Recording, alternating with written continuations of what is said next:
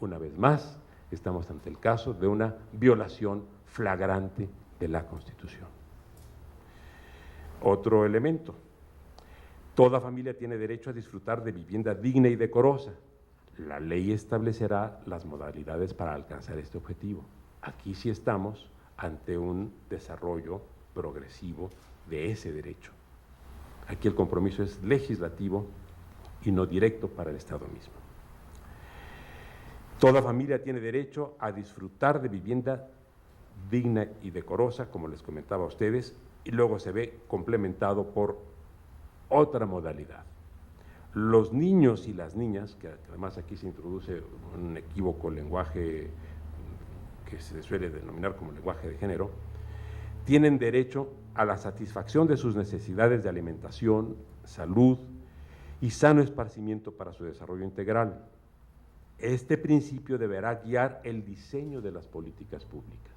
Otro elemento totalmente distinto en el mismo precepto. Aquí ya nos encontramos no con la vinculación directa del Estado, no con un compromiso en el sentido de un desarrollo legislativo, sino que nos encontramos con una orientación de carácter programático, aquí sí, referido a políticas públicas.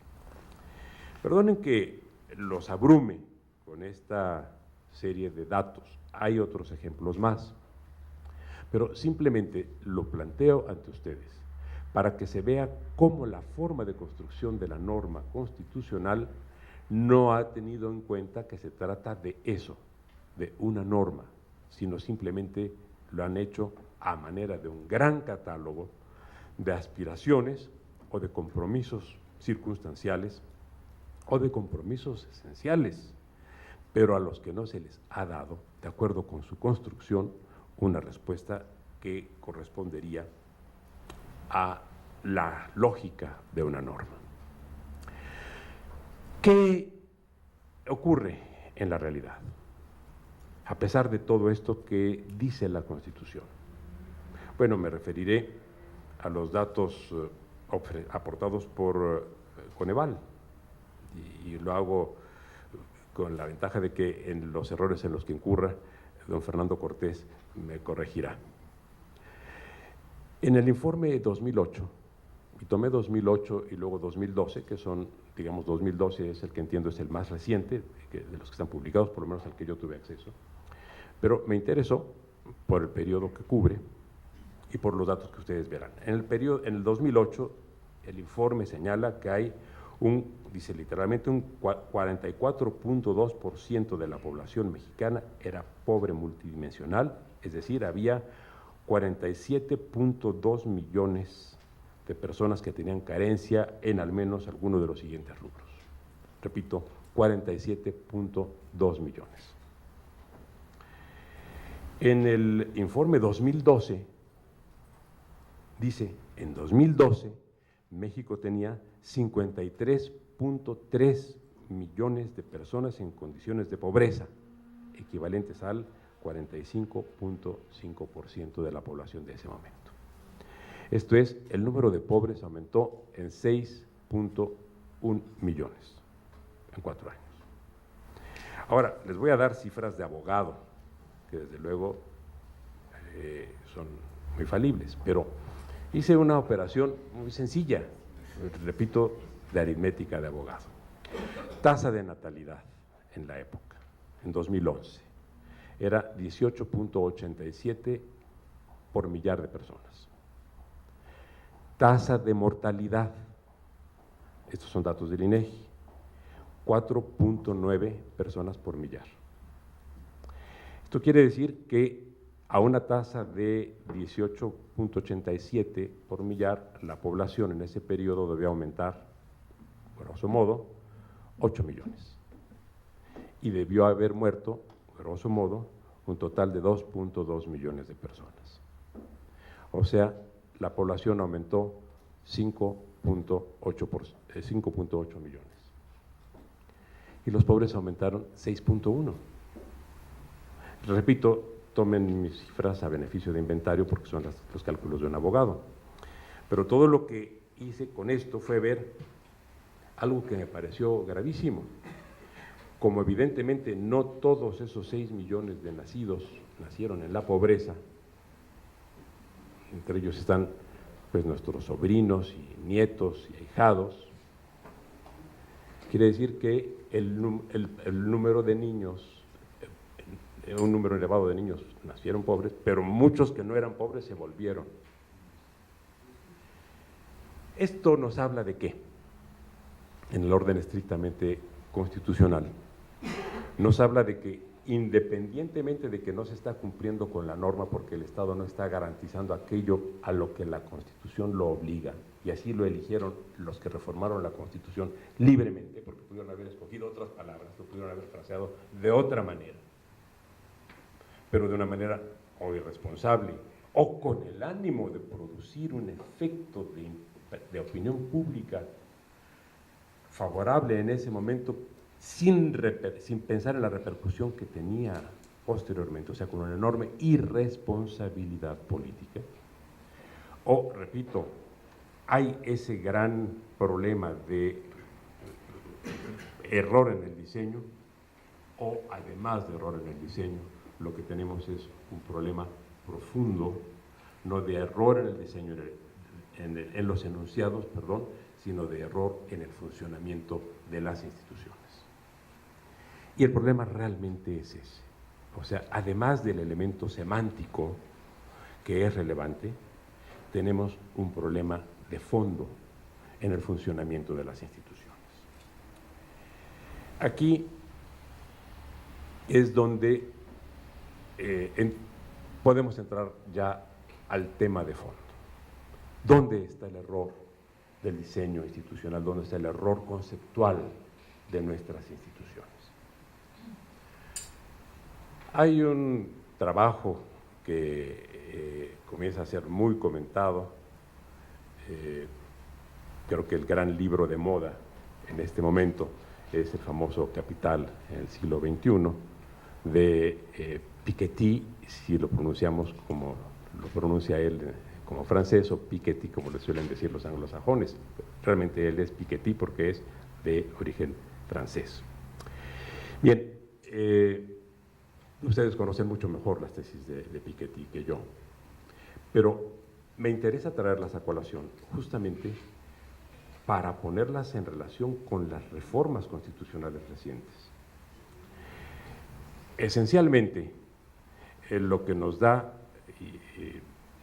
y sobre todo en sus cifras estadísticas y en toda su información histórica que nos presenta la secuencia de datos de 1700 a la fecha,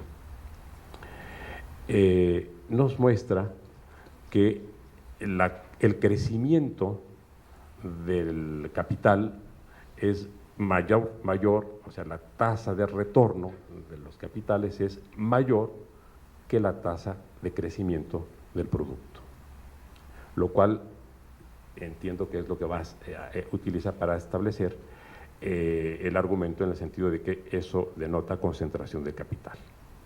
Leí con mucho interés un análisis que hace Krugman en el número que saldrá ahora en mayo, del New York Review of Books, y Krugman dice allí pues que estos elementos no son desconocidos prácticamente por ningún economista, que lo que realmente aporta Piketty con su argumentación es la demolición del gran argumento conservador de que el crecimiento de los capitales es el producto del mérito de los capitalistas.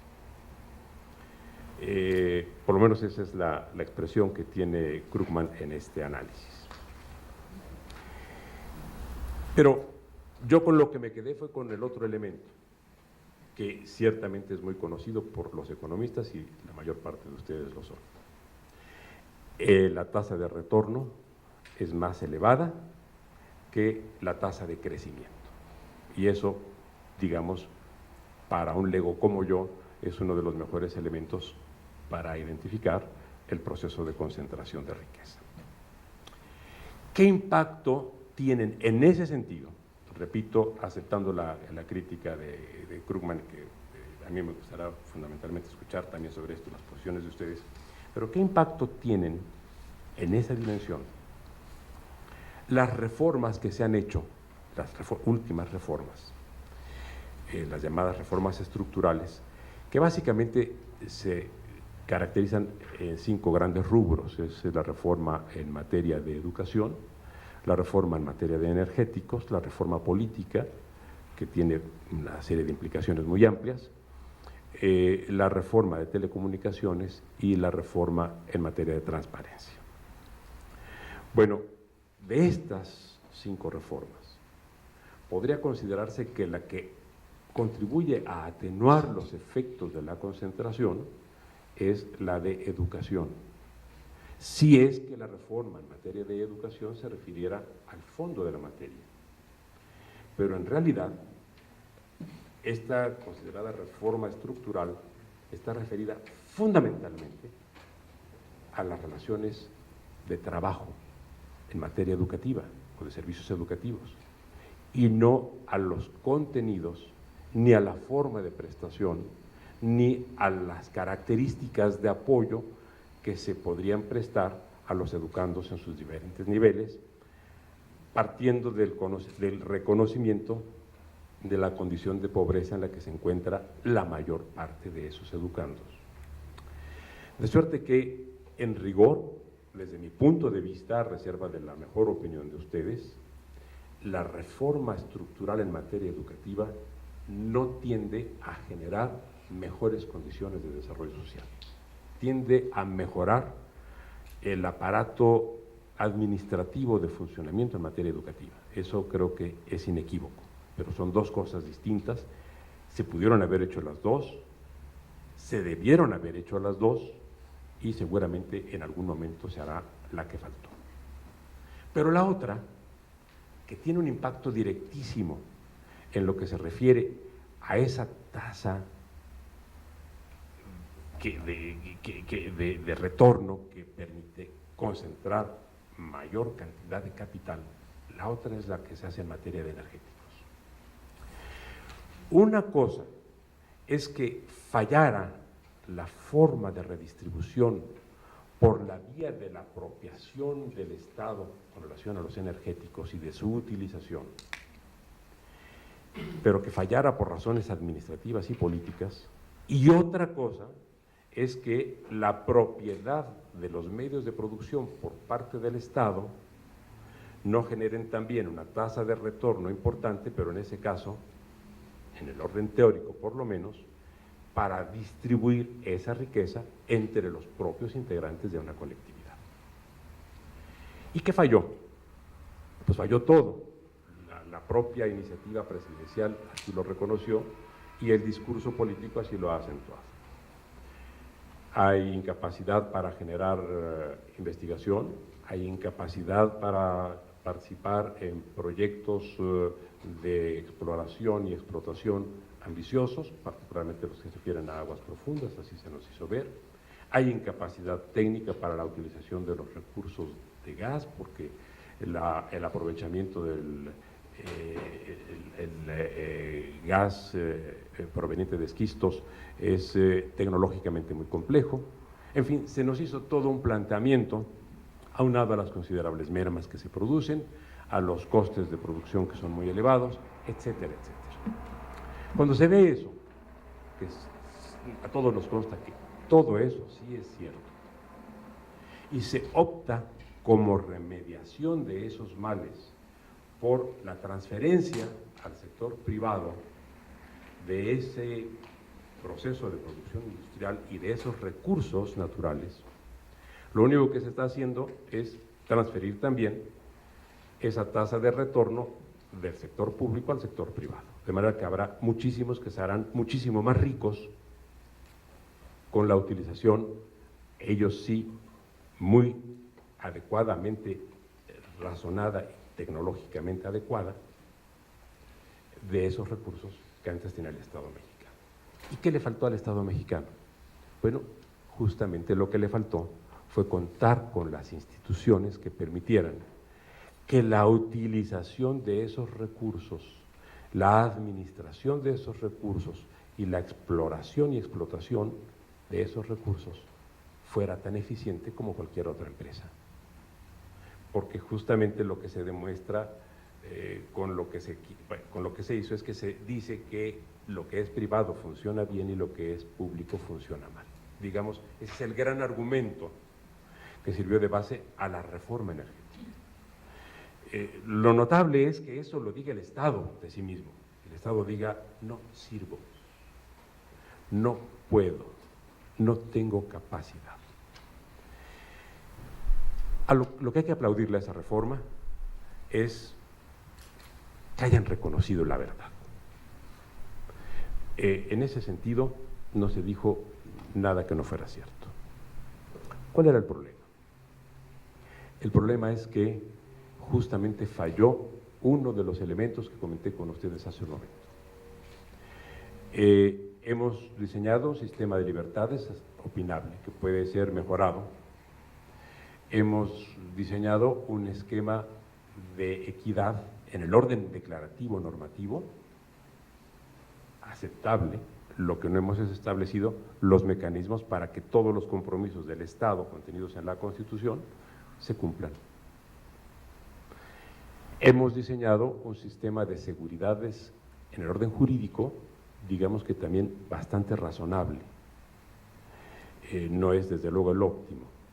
Y en el orden del capítulo de seguridad, al margen de lo que es la seguridad jurídica, en el orden conceptual nos encontramos con que en el orden práctico hay gravísimas carencias, de las que todos los días alguno de nosotros tiene lamentablemente algún ejemplo, o todos nosotros tenemos muchos ejemplos cuando seguimos a través de los medios de comunicación lo que pasa con el país. Pero hay algo a lo que ni siquiera nos acercamos en ninguna forma: las responsabilidades públicas. Y como no tenemos un sistema de responsabilidades públicas, que es el cuarto gran elemento que caracteriza la construcción de un sistema normativo constitucional, entonces nos encontramos con que el sistema de gobierno no está protegido ni contra la incompetencia ni contra la corrupción. Y que por el contrario, el verticalismo existente en el nivel de decisión del poder público permite que pasen cosas como la que pasó en Pemex, permite que a lo largo de que se fuera construyendo el argumento privatizador a lo largo de lustros, quizá incluso de decenios, sin que haya habido capacidad de respuesta por parte de la sociedad a través de sus instrumentos de representación política para revertir lo que a todas luces se veía, repito, por lo menos desde los años 90, que iba a pasar. Es decir, el proceso de asfixia con relación a Pemex y las diferentes tentativas que se fueron dando en los 90 y que fructificaron finalmente en esta década, de transferencia de una masa de bienes públicos al sector privado, repito, se veía venir y no hubo forma institucional de detenerlo. El debate que presenciamos en diciembre del año pasado es, desde el punto de vista de las instituciones constitucionales, una de las pruebas más claras de que el sistema representativo en México dista mucho de corresponder en cuanto a su nivel de desarrollo a otros aspectos de la vida política nacional. Digamos, en el orden electoral podemos tener muchas opiniones, pero esencialmente sabemos que con matices o con particularidades, pero esencialmente el orden electoral nacional está bien diseñado. Temo que lo han echado a perder, pero eso solo lo podremos constatar empíricamente el año próximo. De todas maneras, ese orden electoral nos permite que ya vayamos a votar con una razonable confianza de que nuestro sufragio está contando. Que haya excepciones no excluye que esa pueda ser la regla. Pero en el orden de la representación, que es el único que en una sociedad compleja y con la dimensión de la que tiene México, digamos, son pocos los casos de éxito de las democracias directas. Bueno, yo solamente conozco el helvético y dudo que haya algún otro equiparable, pero fuera de eso, todos los estados constitucionales contemporáneos funcionan con instituciones